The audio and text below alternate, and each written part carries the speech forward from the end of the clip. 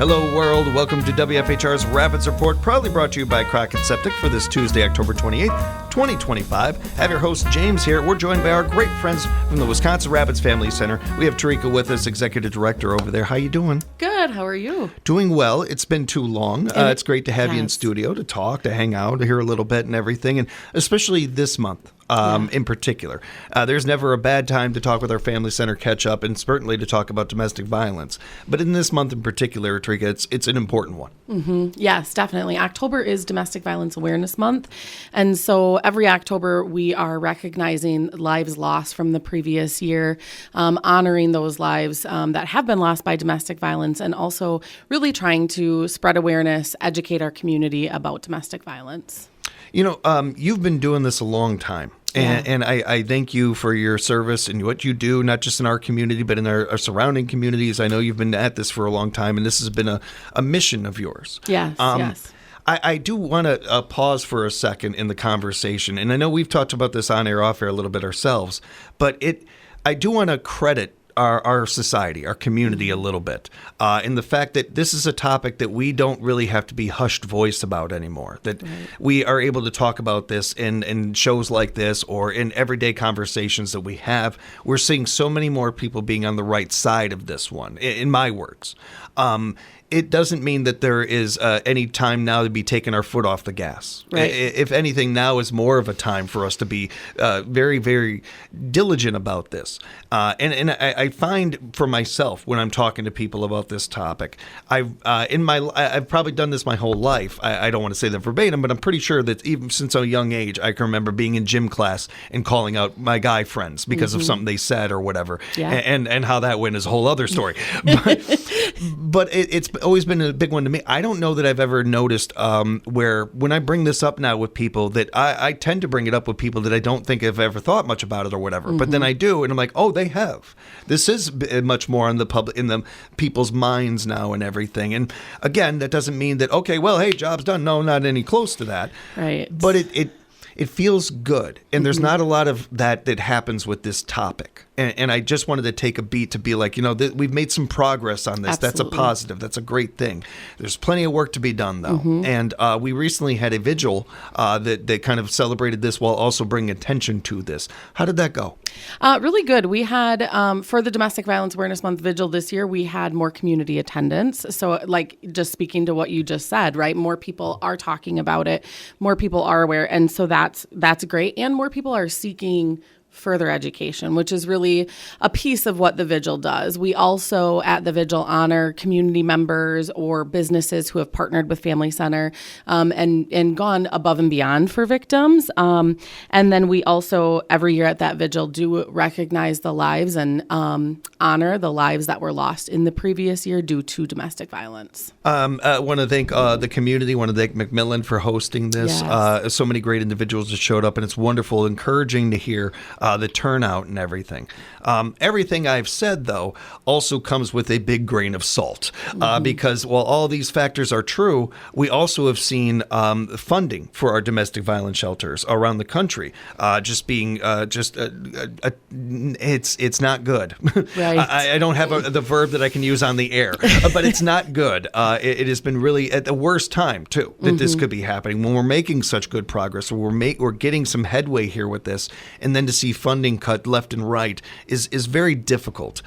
This is all the more reason why, as a community, it's important to be at this vigil. It's important to be a part of these events to raise attention and awareness and information about this. Yeah, absolutely.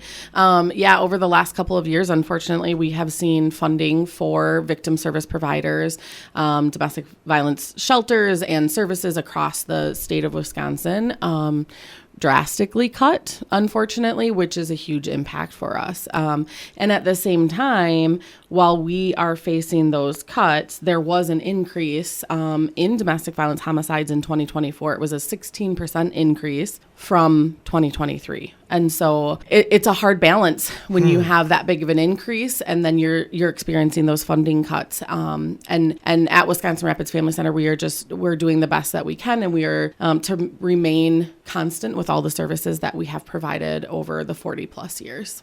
Are there ways, whether it's just us as an individual or we're a business out there, and we can help, we can be a part of things, we can, hey, I know that this is a gray area, or this is something we can do? Yeah, absolutely. I think there's so many ways that individuals, businesses can get involved from volunteering. We're always looking for volunteers. We couldn't do what we do without our volunteer team. We have volunteers that are working donations. We have direct service volunteers who are answering our crisis line. We have volunteers that come and help just clean shelter spaces and things like that. So there's a lot of opportunity for volunteering. Giving, supporting the Family Center financially is a huge piece. And also for different individuals or businesses, sometimes it's a unique opportunity that we might not see or we might not always think of. But once we get talking, it's like, oh, that would be a really great connection and a really great support for our mission and the work that we do. I know what you're talking about, and I think that's one. Not only speaks to the creativity of our community and our businesses around here, but how again, this is a topic that people want to get behind. This is a topic that people believe in, and that's very encouraging. Along with what you're saying there, I know painting the town purple was a big part of this. We saw in that our beautiful bridge, some of the lights are purple over there. I've seen a couple of people in my mom and dad's neighborhood that have purple light bulbs up. These kind of things go a long way. They really do. It all adds up. Yes.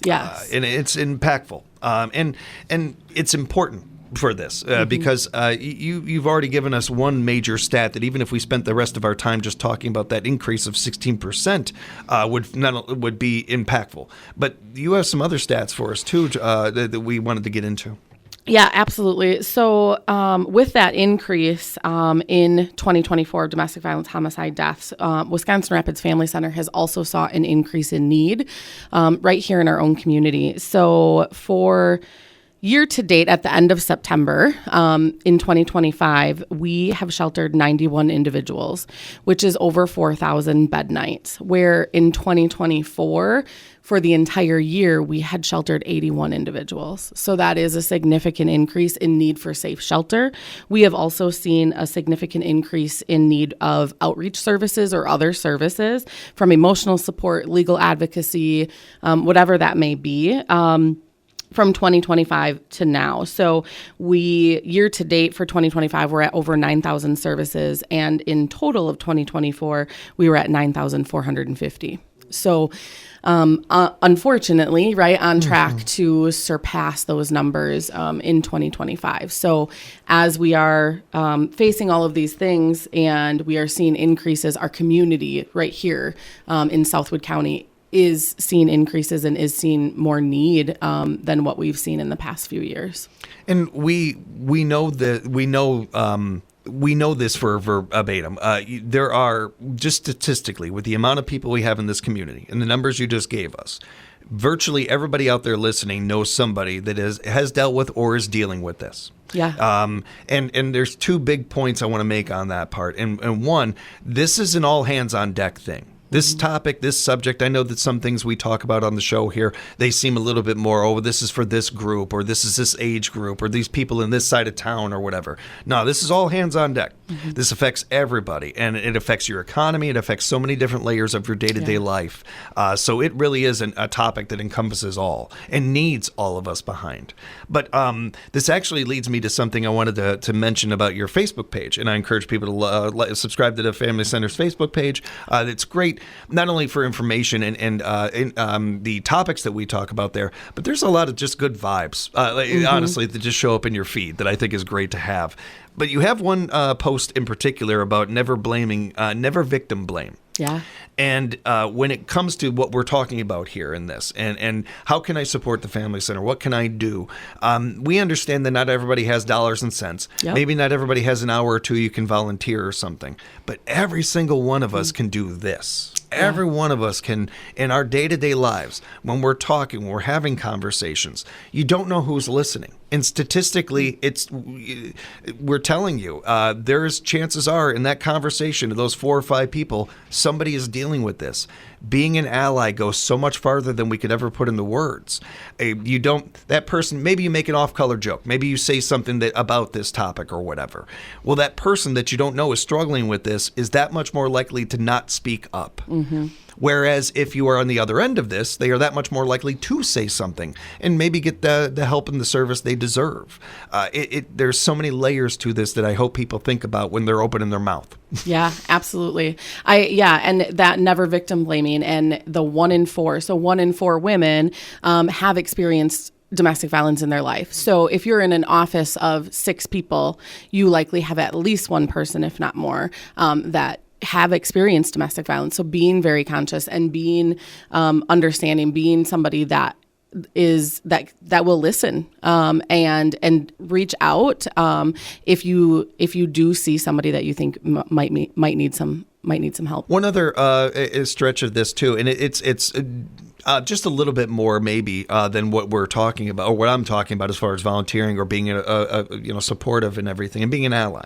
I have been fortunate for the last couple of years to be a board member on the Family Center, mm-hmm. and I have to tell everybody it's not only one of the most rewarding things I've done in my life, but it is also not a heavy lift. And I don't mean that the topic matter or that what we're doing and discussing in meetings isn't vital and isn't important, but they don't ask a lot of you. They did, your attention, your care, your time, yeah. And it's not a whole lot of that, but it is another opportunity, another way for you to really impact your community, to be a part of things at the Family Center. Being a board member is so rewarding, and again, it's actually it can be a really good conversation sometimes too, where we have some fun with it and everything. It's another way to help and impact. Yeah, just providing that oversight and being present for monthly meetings for typically about an hour, and yeah, so if anybody is interested in becoming a board member, I would love to chat and just help you learn more about what that would look like. And yeah. Is there any other stats or any other information you want to make sure to touch on, Drake? I really just think that knowing that we have a 24-hour crisis line is so vital for a lot of different reasons. And so if you are ever in need, reach out. We always have a trained advocate ready to answer the phone on the other line. Or if you are looking for information or looking to educate somebody that you know and need more information in order to do that, please reach out and we would be happy to connect with you.